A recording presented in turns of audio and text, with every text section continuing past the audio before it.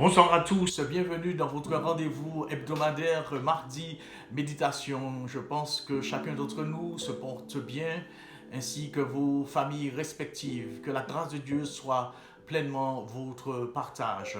Ce soir, la parabole que je veux partager avec vous se trouve dans le livre de Matthieu, au chapitre 18, les versets 23 à 35. Mais avant tout, prions le Seigneur. Seigneur, nous remettons ce moment entre tes mains. Nous te demandons par ta parole de nous conduire, de nous enseigner, de nous apporter ce que toi tu vois qui sera nécessaire afin que nous portions du fruit pour la gloire de ton nom. Bénis-nous tous, Seigneur, et fais-nous du bien ce soir dans le nom de Jésus que je t'ai prié.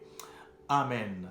Comme je vous disais, cette parabole se trouve dans le livre de Matthieu au chapitre 18 à partir du verset 23. Je lis. C'est pourquoi le royaume des cieux est semblable à un roi qui veut nous faire rendre compte à ses serviteurs.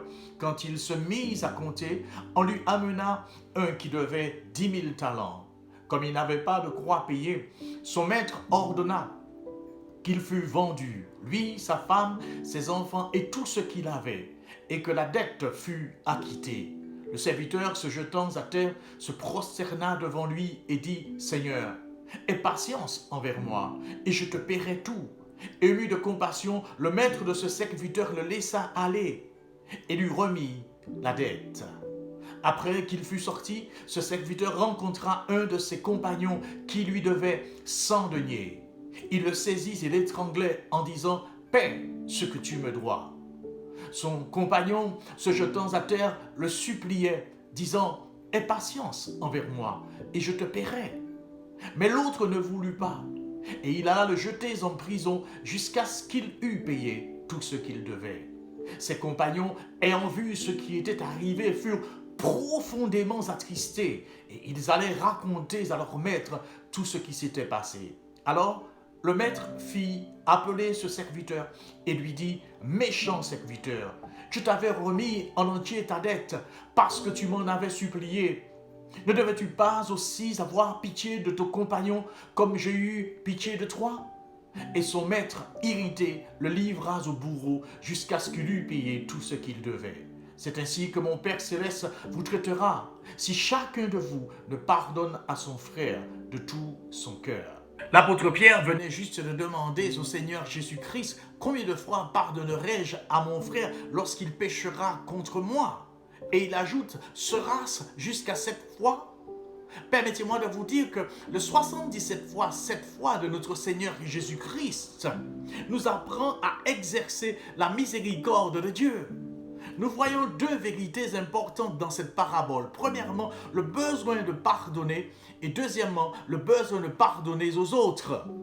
Nous lisons 10 000 talents. C'est une somme énorme. Personne ne pouvait gagner ce montant d'argent. Par contre, ce serviteur devait ce montant énorme d'argent. Et vous savez ce qui s'est passé? Le Seigneur a annulé cette dette. C'est la grâce. La grâce signifie la faveur imméritée. C'est ce que vous et moi ne méritions pas et que Dieu nous a accordé. Et voici exactement ce que ce maître, qui est un type de Dieu, a fait. Vu la supplication de son serviteur, il lui a accordé le pardon et annulé sa dette énorme. Ce serviteur était désormais libre. Il était pardonné. Il n'y avait pas de poids sur ses épaules. Il était un homme dont la culpabilité s'était enlevée. Remarquez qu'il n'a rien fait pour obtenir le pardon et l'annulation de la dette que suppliait le maître. Jusqu'à ce point, je crois que nous allons tous nous accorder que c'est une image parfaite de vous et de moi. Qu'est-ce qui est arrivé à ce serviteur? La grâce et la compassion qui lui a été démontrée est la même grâce et compassion que Dieu nous a démontrée.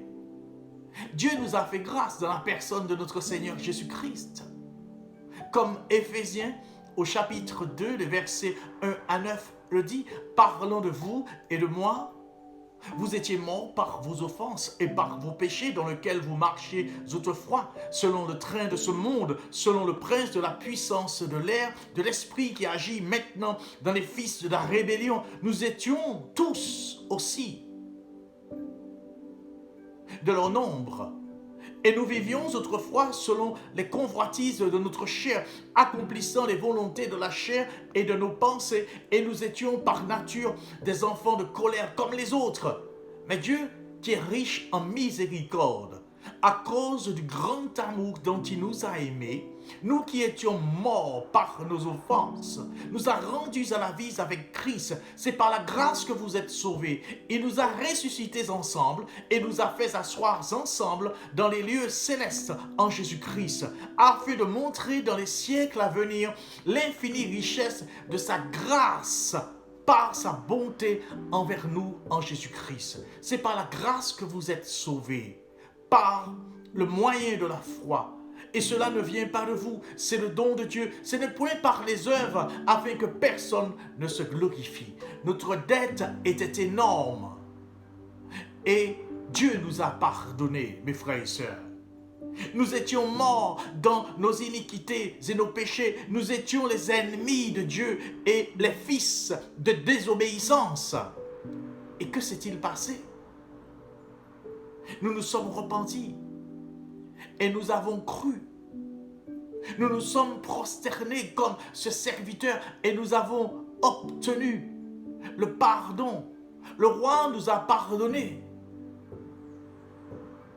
Et il nous a pardonné. Ça, c'est la grâce de Dieu. Par la grâce, nous avons été sauvés. Et c'était pareil avec ce serviteur.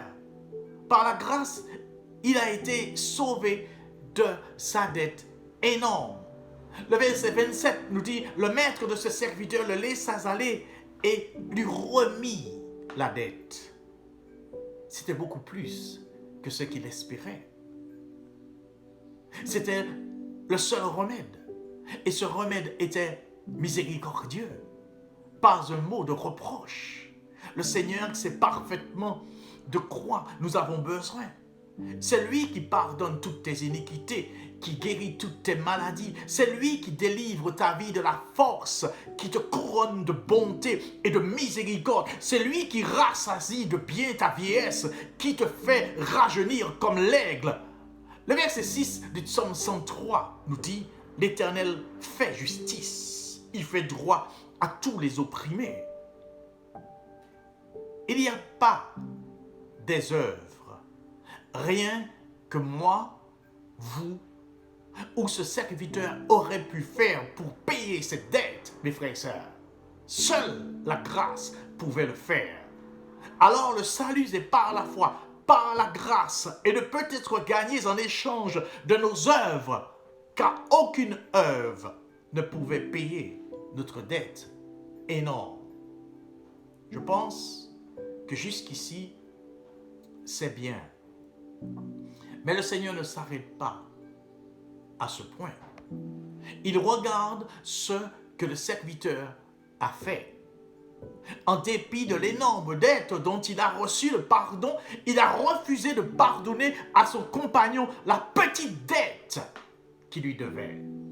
Mes frères et sœurs, le serviteur a reçu le pardon, mais il n'a pas agi comme quelqu'un qui avait été pardonné.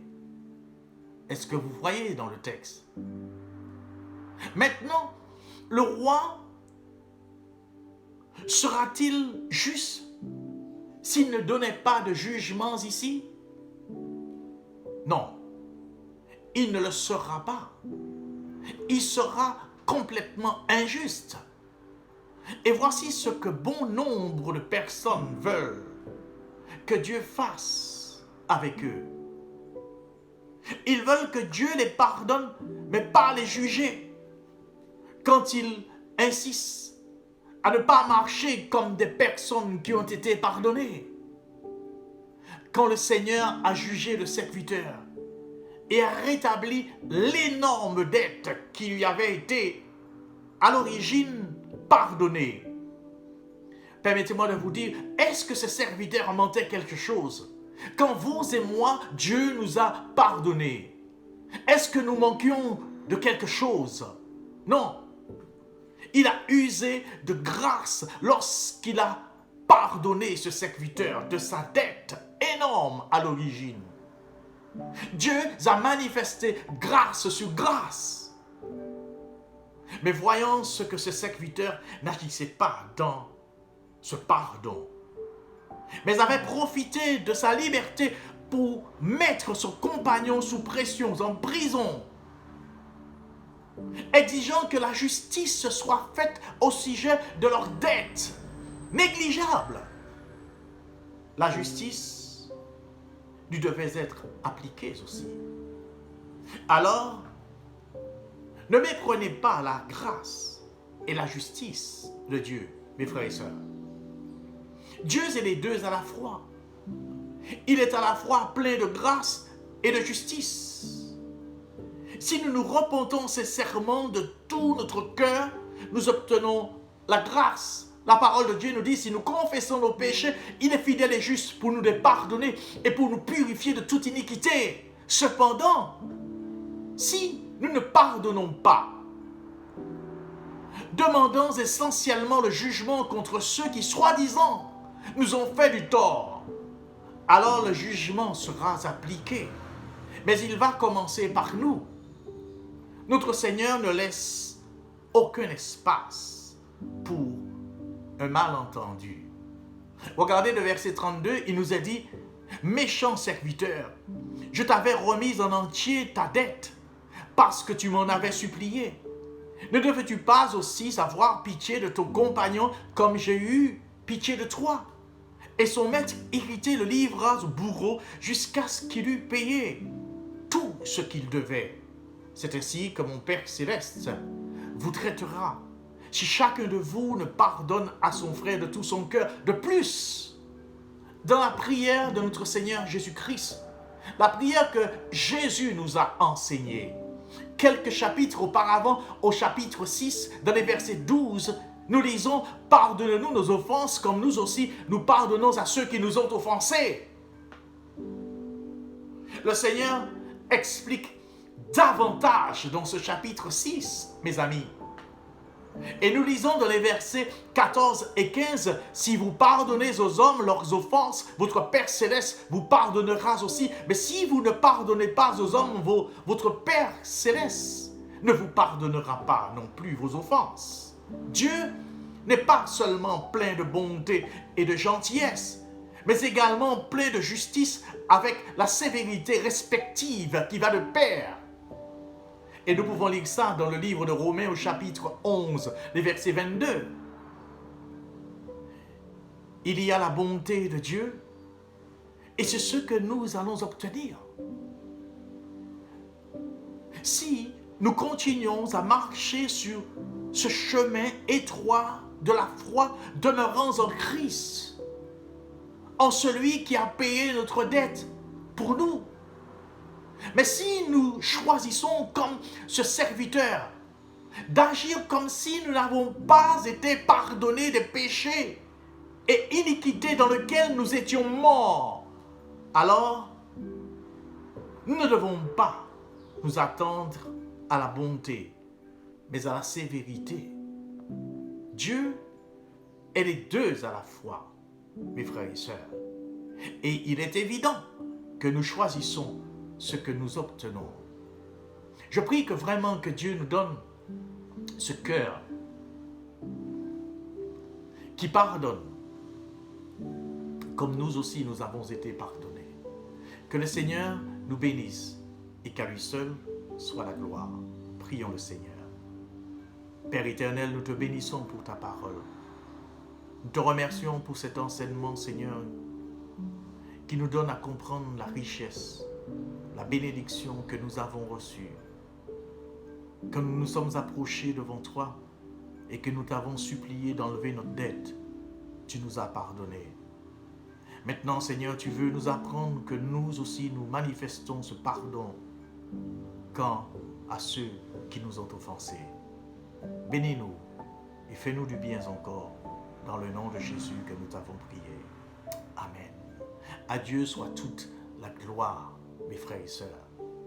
Ce soir, je vous invite, vous, peut-être qui écoutez cette vidéo, vous n'avez pas peut-être fait la paix avec le Seigneur. Je vous invite à faire cette prière à la fin de cette vidéo. Et si vous la faites de tout votre cœur, le Seigneur entrera dans vos cœurs et vous transformera. Et vous serez un enfant de Dieu.